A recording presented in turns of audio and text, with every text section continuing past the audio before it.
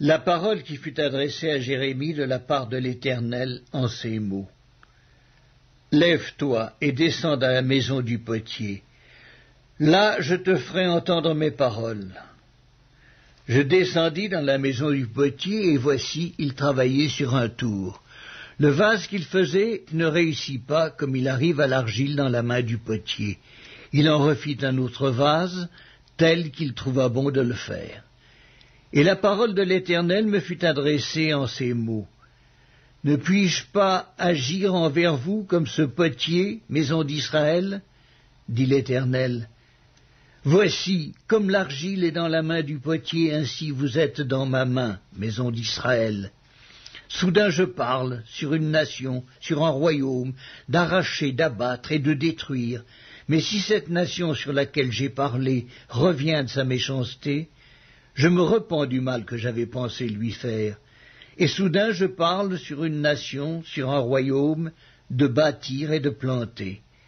Mais si cette nation fait ce qui est mal à mes yeux et n'écoute pas ma voix, je me repens du bien que j'avais eu l'intention de lui faire.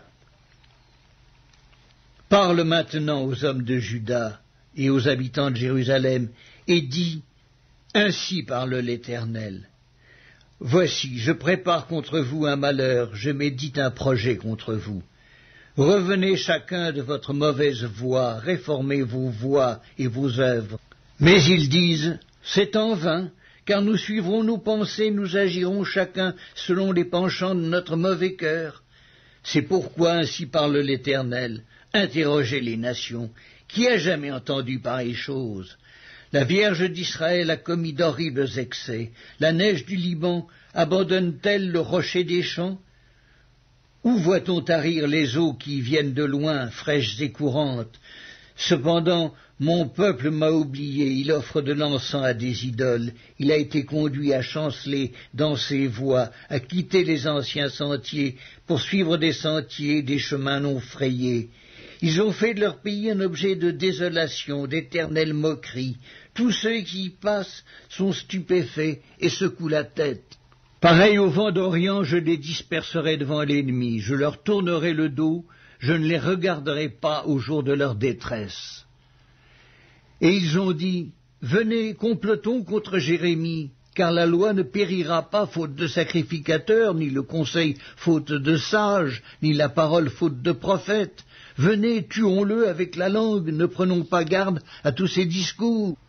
Écoute-moi, Éternel, et entends la voix de mes adversaires. Le mal sera-t-il rendu pour le bien? Car ils ont creusé une fosse pour m'ôter la vie. Souviens-t'en, je me suis tenu devant toi, afin de parler en leur faveur et de détourner d'eux ta colère. C'est pourquoi livre leurs enfants à la famine, précipite-les par le glaive, que leurs femmes soient privées d'enfants et deviennent veuves, et que leurs maris soient enlevés par la peste, que leurs jeunes gens soient frappés par l'épée dans le combat, qu'on entende des cris sortir de leurs maisons, quand soudain tu feras fondre sur eux des bandes armées, car ils ont creusé une fosse pour me prendre, ils ont tendu des filets sous mes pieds.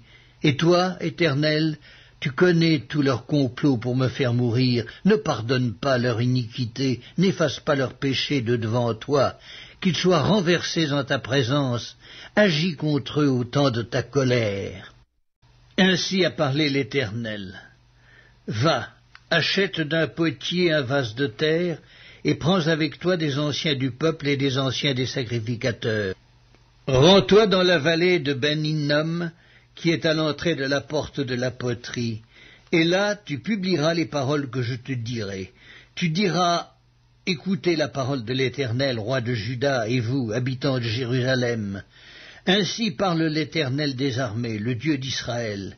Voici, je vais faire venir sur ce lieu un malheur qui étourdira les oreilles de quiconque en entendra parler. Ils m'ont abandonné, ils ont profané ce lieu, ils y ont offert de l'encens à d'autres dieux que ne connaissaient ni eux, ni leurs pères, ni les rois de Juda, et ils ont rempli ce lieu de sang innocent. Ils ont bâti des hauts lieux à Baal pour brûler leurs enfants au feu en holocaustes à Baal. Ce que je n'avais ni ordonné, ni prescrit, ce qui ne m'était point venu à la pensée.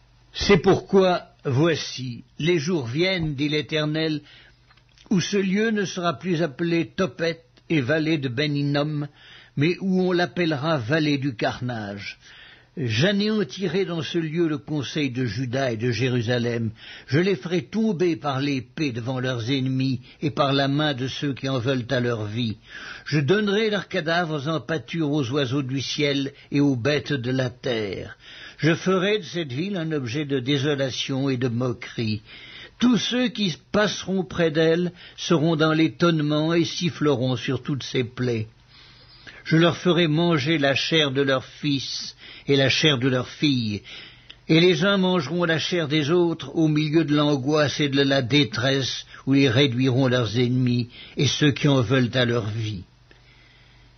Tu briseras ensuite le vase sous les yeux des hommes qui seront allés avec toi et tu leur diras « Ainsi parle l'Éternel des armées. C'est ainsi que je briserai ce peuple et cette ville comme on brise un vase de potier sans qu'il puisse être rétabli. Et l'on enterrera les morts à Tophet par défaut de place pour enterrer. C'est ainsi que je ferai à ce lieu, dit l'Éternel, et à ses habitants, et je rendrai cette ville semblable à Tophet. Les maisons de Jérusalem et les maisons des rois de Juda seront impures, comme le lieu de Tophet.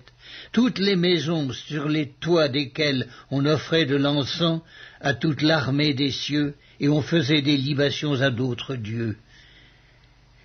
Jérémie revint de Tophet, où l'Éternel l'avait envoyé prophétiser. Puis il se tint dans le parvis de la maison de l'Éternel, et il dit à tout le peuple, « Ainsi parle l'Éternel des armées, le Dieu d'Israël. Voici, je vais faire venir sur cette ville, et sur toutes les villes qui dépendent d'elle, tous les malheurs que je lui ai prédits, parce qu'ils ont raidi leur cou, pour ne point écouter mes paroles. »